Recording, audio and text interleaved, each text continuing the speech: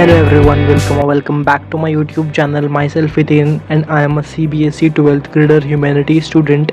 And here on this channel, I document my student life and I talk about productivity.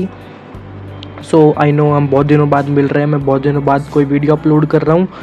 So basically इस video का target है कि मेरी summer vacation जो है वो स्टार्ट हो चुकी है एंड मैं आपको डॉक्यूमेंट करने वाला हूँ अपने समर वेकेशन के कुछ दिन जो मेरे स्टार्टिंग के कैसे जा रहे हैं. और हाँ, वीडियो के लास्ट में मैंने अपने मार्क्स डिस्क्लोज़ करे हैं, तो लास्ट तक देखना मत भूलना. तो 1 जून को मैंने स्टार्ट किया 8:30 बजे अपना एक पहला स्टडी सेशन दिन का, जहाँ पे मैंने पॉलिटिकल साइंस पढ़ा. बेसिकली मैंने यहाँ पे एक नया चैप्टर स्टार्ट किया था पिछले दिन, चैप्टर 5 पॉलिटिकल साइंस का, जो है challenges to and restoration of Congress system. तो मैंने यहाँ पे उसी का ही लेक्चर कंटिन्यू किया. कल मैंने हाफ टॉपिक कंप्लीट कर लिया था, तो फिर उसको आगे से मैंने कंटिन्यू किया. मैंने एक टॉपिक कल कंप्लीट किया था, बाकी मैं आज कंटिन्यू कर रहा हूँ बेसिकली. एंड मैं पढ़ रहा हूँ ह्यूमैनिटीज़ से, पूर्वा मैम से. Basically I was taking lecture and side by side making my detailed notes from the lecture and NCERT से अपना NCERT को रेफ़र करके एंड अपने पूरे डिटेल नोट्स बना रहा हूँ मैं. एंड मेरा प्लान है कि इन समर वेकेशन में मैं बहुत ज़्यादा सेल्फ़ स्टडी करूँ. मैं अपना बहुत ज़्यादा सेल्फ़ स्टडी पे ध्यान दूँ, बिकॉज स्कूल टाइम पे क्या होता है कि हम स्कूल से आते हैं, देन बहुत ज़्यादा थक जाते हैं एंड फिर उसके बाद कई बार कोचिंग रहती है हमारी, वहाँ पे जाना होता है, फिर वहाँ से पढ़ के आते हैं एंड इतना सारा स्कूल का होमवर्क हो गया, नोटबुक कंप्लीशन हो गया, तो सेल्फ़ स्टडी का तो टाइम कहाँ से ही निकालेंगे हम भाई. बेचारे हम मासूम छोटे छोटे बच्चे सेल्फ़ स्टडी कैसे करेंगे इतना सब कियोस्क के बीच में.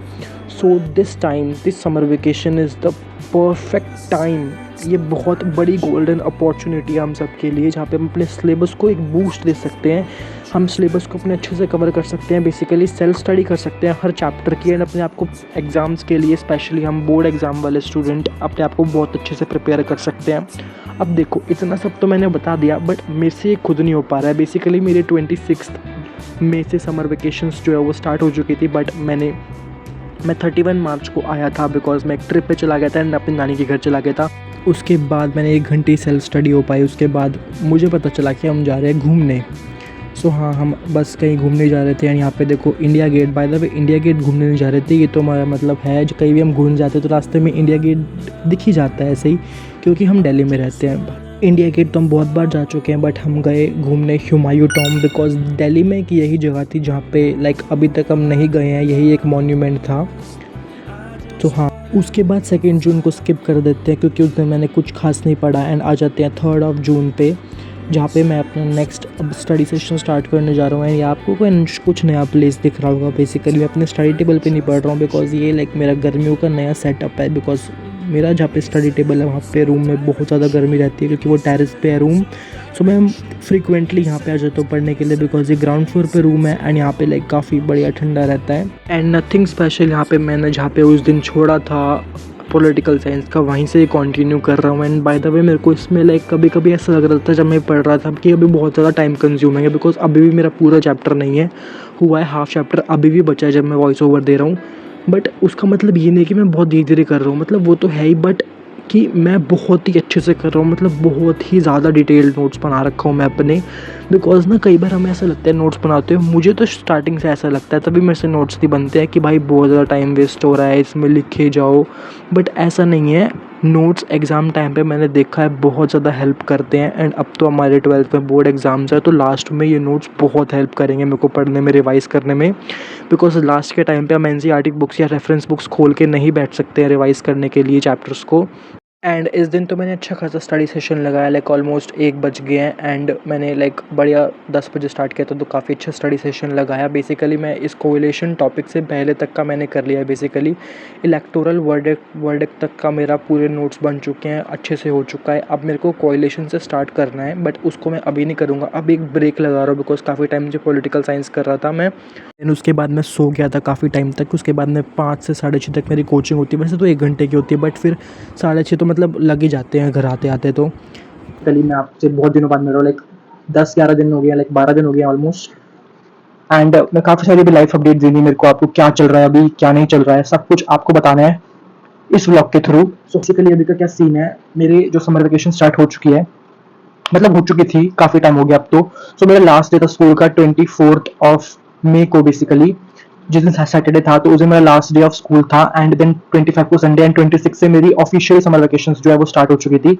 सो बेसिकली हम 24 को, मैं स्कूल से आने के बाद मैं कोचिंग गया, कोचिंग से आने के बाद हम निकल गए अपने मामा के घर के लिए, बिकॉज मेरे को हमारे को जाना था Haridwar for a short trip, like बहुत ही छोटी ट्रिप थी वो तो, लाइक हम सैटरडे की बिल्कुल रात को गए 10-11 बजे, एंड देन मंडे को आ भी गए सुबह।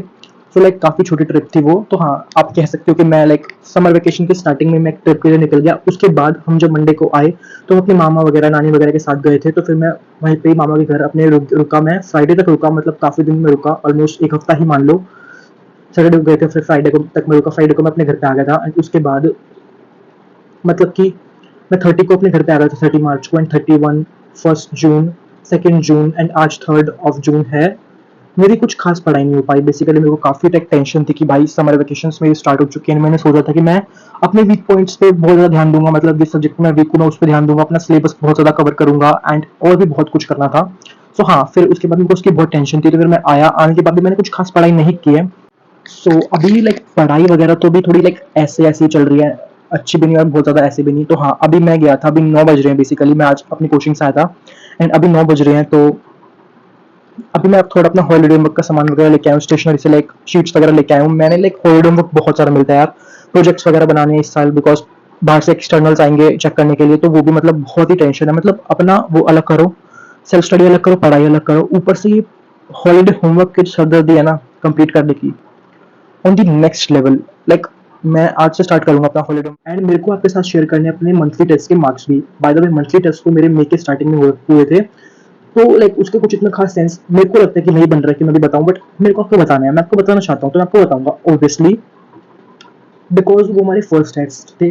सबसे पहले तो डिस्क्लेमर दे देता हूँ, वो कोई यूनिट टेस्ट नहीं थे, यूनिट टेस्ट अभी हमारे होंगे जब मेरी समर वेकेशन खत्म हो जाएगी। ये मंथली टेस्ट थे, इसके मार्क्स लाइक कुछ इतने जुड़ते भी नहीं, जो इंटरनल होता है फाइनल्स उसमें कुछ जुड़ते भी नहीं है इसके मार्क्स इतने, और ये मतलब 20 मार्क्स के हुए थे, जिसमें 2 से 3 चैप्टर्स आए थे हर सब्जेक्ट में, मैंने आपको बताया था। इसके मैंने यूट्यूब पे खास कुछ आपके साथ प्रिपरेशन शेयर की नहीं कि मैं ये पढ़ रहा हूँ वो पढ़ रहा हूँ। तो स्टार्ट करते हैं लैंग्वेज से। सबसे पहले इंग्लिश में मेरे आए आउट ऑफ 20, मेरे आउट ऑफ 20 बताऊंगा मैं सारे मार्क्स, मेरे आए 18, which is a good score, मतलब 2 मार्क्स कटे हैं, मतलब इंग्लिश में कोई इतना ज़्यादा एफर्ट लगाना नहीं होता है, एंड बढ़िया अपना थोड़ा बहुत पढ़ के जाओ एंड मार्क्स आ जाते हैं। बाकी मैंने आंसर राइटिंग पे इस बार बहुत ध्यान दिया था, मेरे 2 मार्क्स कटे, वो भी कटे मतलब उसमें राइटिंग स्किल्स में, लाइक नोटिस वगैरह में, एडवर्टाइजमेंट वगैरह में। अदरवाइज मेरी पूरे क्वेश्चन आंसर्स वगैरह इस बार लिटरेचर में मेरे को पूरे मार्क्स मिले, लिटरली मेरा एक भी गलत नहीं गया, and this is so surprisingly, because मेरे को कभी भी लिटरेचर में फुल मार्क्स नहीं मिलते, लाइक मेरे हर क्वेश्चन में आधा मार्क्स तो टीचर जरूर काटते थे पहले तक, बट दिस टाइम मेरे को लिटरेचर में हर क्वेश्चन में क्वेश्चन आंसर्स में फुल मिले हैं। फॉर एग्जाम्पल अगर 3 मार्क्स का था तो 3 आउट ऑफ 3, बिकॉज मैंने दिस टाइम आंसर राइटिंग की काफ़ी अच्छी प्रैक्टिस करी थी, और मैं इसी को अभी आगे कंटिन्यू करने वाला हूँ, बिकॉज भाई बोर्ड ईयर है। हिंदी में मैंने स्कोर करे हैं 17, मतलब हिंदी में मेरे को थोड़ा बहुत मेरा गलत चला गया, हिंदी में सोचा था कि नहीं 19 आ जाएंगे हिंदी में, बट 17 आए बेसिकली। उसके बाद फिजिकल एजुकेशन का बता देता हूँ, तो फिजिकल में आई स्कोर 16, बिकॉज चैप्टर 1 का जो वो पिक्चर्स वगैरह बनाने का था वो मैं पढ़ के नहीं गया था, थ्योरी पूरी पढ़ के गया था, बट वो पिक्चर्स वगैरह बनाने का मैं इतना पढ़ के नहीं गया था, तो उसमें ही मेरे सबसे ज़्यादा मार्क्स कटे हैं, उसमें मेरे 4 मार्क्स कटे हैं, अदरवाइज मेरी पूरी थ्योरी बिल्कुल ठीक थी। अब बेसिकली आ जाते हैं अपने मेन सब्जेक्ट्स पे, यानी कि political science, history and economics. सबसे पहले किससे स्टार्ट करूँ, अच्छे से स्टार्ट करके बेकार से, पहले अच्छे से स्टार्ट करते हैं। सो हिस्ट्री में आई स्कोर्ड 19, मतलब 20 में स्कोर कर लेता, बट जस्ट मेरी एक क्वेश्चन में छोटी सी मिस्टेक रह गई, वहां मेरा मार्क्स कट गया, बाकी 19 बढ़िया मार्क्स है। सो हाँ, उसके बाद पॉलिटिकल में आई स्कोर 16। पॉलिटिकल में मैं चाहता तो 20 में से 20 ला सकता था, बट मेरे 4 मार्क्स कहाँ कटे मैं आपको बताता हूँ। तो बेसिकली एक क्वेश्चन था कि आपको बताना है कि अपोजिशन पार्टी का क्या रोल होता है, ये बताना था, जो कि चैप्टर 2 से आई गेस था, 1 और 2 से पता नहीं, इतने याद नहीं आ रहे हैं, बुक 2 का बेसिकली। तो उसमें हमको ओपोजिशन के रोल बताए थे कि ओपोजिशन में क्या रोल होता है, तो मैंने वो सब लिख दिया, वो पूरा करेक्ट था, बट उसमें लिखना था, हमारे टीचर ने बताया वो स्वतंत्र party, Samajwadi party and like communist party, ये सब लिखना था बेसिकली। अब भाई मेरे को समझ नहीं आ रहा, लाइक हमारी क्लास में और भी स्टूडेंट्स थे जिसने हम मतलब मेरे जैसा आंसर लिखा है, क्योंकि उसका आंसर ऑब्वियसली वो होना था, हमारे को रोल बताना है ऑपोजिशन का, ना कि क्या क्या ऑपोजिशन है, वो कब बनी है, उसमें क्या कौन कौन से मेन लीडर्स थे वो बताने हैं। दोनों बहुत ही डिफरेंट है, बट पता नहीं अब क्या ही था क्वेश्चन, अदरवाइज अगर मेरा वो सही जाता ना तो मेरे 20 में से 20 पक्के थे, और मैंने 20 में से 20 का लिखा है, बट पता नहीं और भी स्टूडेंट्स का सर ने वो क्वेश्चन गलत किया, जिनकी वजह से और भी स्टूडेंट्स के 20 में से 16 आए हैं। सो हाँ, उसके बाद अब क्या बचा, इकोनॉमिक्स बचा, जो मैं बताना तो चाहता नहीं, बट बताना पड़ेगा ऑब्वियसली, बिकॉज सबके मार्क्स बताए हैं, तो इसके कैसे छोड़ दूँ। तो बेसिकली इकोनॉमिक्स में आई स्कोर्ड, लाइक इकोनॉमिक्स में लिटरली मैं पास हूँ भी मैं पता नहीं, बिकॉज मेरे 7 मार्क्स आए आउट ऑफ 20 इकोनॉमिक्स में, like 7 is a passing marks, 7 से कम वाला फेल होता है। तो आप कह ही सकते हो कि इकोनॉमिक्स में आई एम फेल।